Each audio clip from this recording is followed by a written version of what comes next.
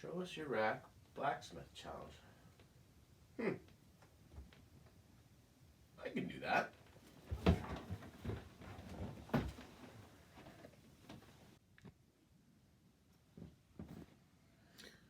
Okay, here we are. This was my elk rack from last year. I got a little whitetail rack up in the corner there you can see. Hey babe, What's that, honey? I think you should watch the video first. Okay, if you think so.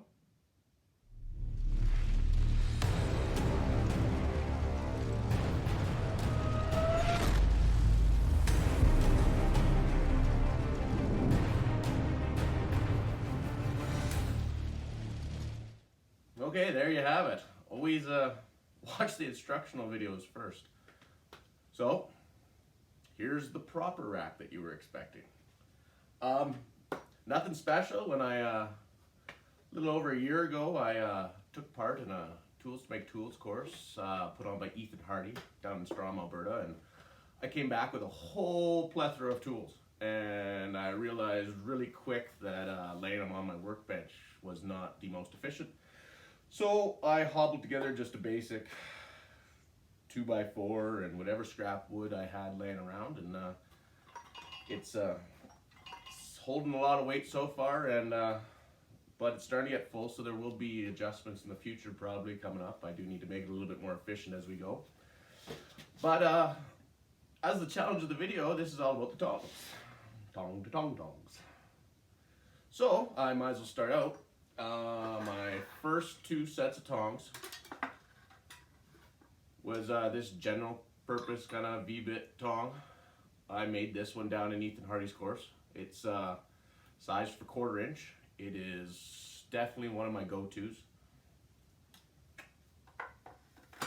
And the other one I made down is a set of pickup tongs, or hammer eye tongs. I don't use these ones as much because I'm not really set up to do tools. I'm more of a general blacksmith doing artistic stuff, smaller things. That's where my passions lie right now. So I'm not big in the hammer making or tool. I've never even made a hammer. So these I mostly use these for adjusting my fire bricks. Sorry, Ethan.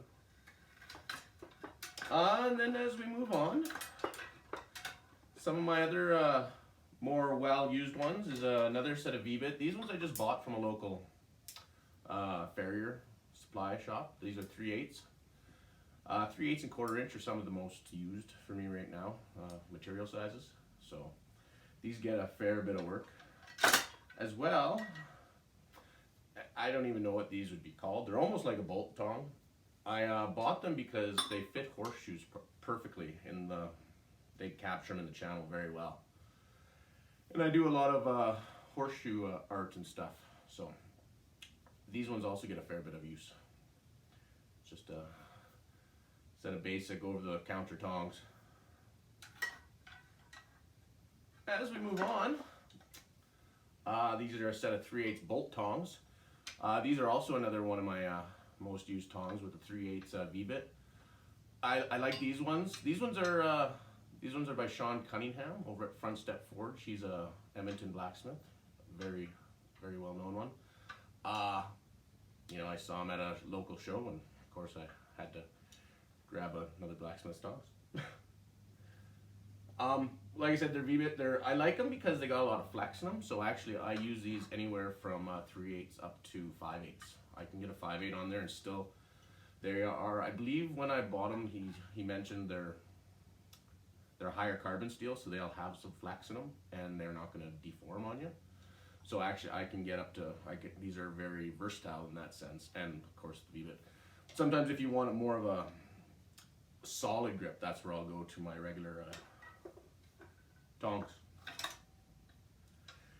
And of course, fresh out of Ethan's course last year, I thought I have to continue making them.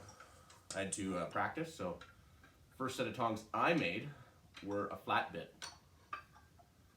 I use these ones a lot for my smaller bowls and my very thin material, leaves. Once I get down to the final leaf, I'll grab them with these.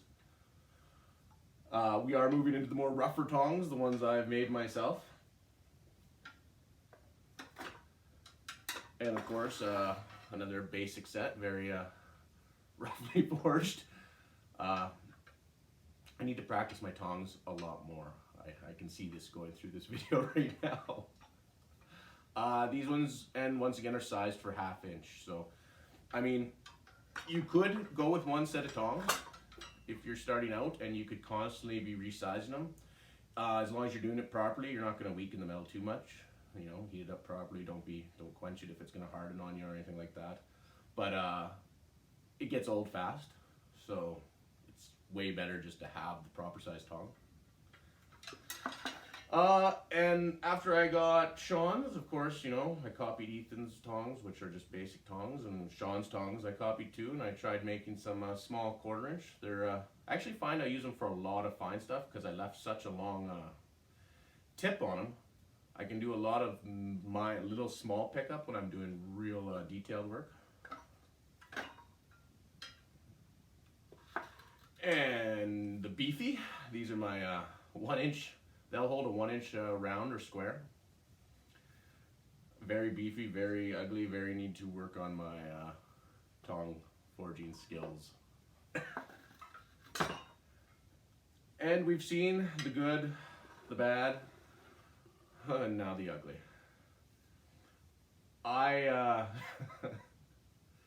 I forged these up really quick because last year when I did the zombie challenge for Dirty Smith, I wanted to do a tomahawk, rail spike tomahawk, and I had nothing that would hold the head of the rail spike. So these were very quickly just hobbled together, and you can tell by the look. So these are the ugly, but they do hold it, and so I guess if it works, it works. That's the name of the game.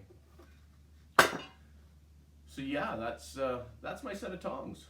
I mean, it's not just a tong rack. I pretty much keep all my smithing tools, all my hammers at the front, all my punches and eyes at the side.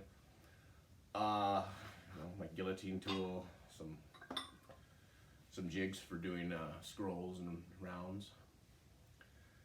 But yeah, I would have to say that the majority of these tools were made down in Strom, Alberta at, well, maybe not the majority anymore. No, probably about at least half still of these. All my top tools, my hammers, and a lot of the punches were down in Strom when I did my making tools course. So Ethan Harty, I'm gonna throw this over to you to show us our rack, or show us your rack next. Anyway, hope you guys all enjoyed this little challenge, and hit that like and subscribe button, and head on over to, there's a playlist for this. Go through there, check out all the other smiths that are throwing up videos, and hit like and subscribe on all of them. There are a lot of great smiths out there on YouTube that are putting out videos. Anyway, have a good one.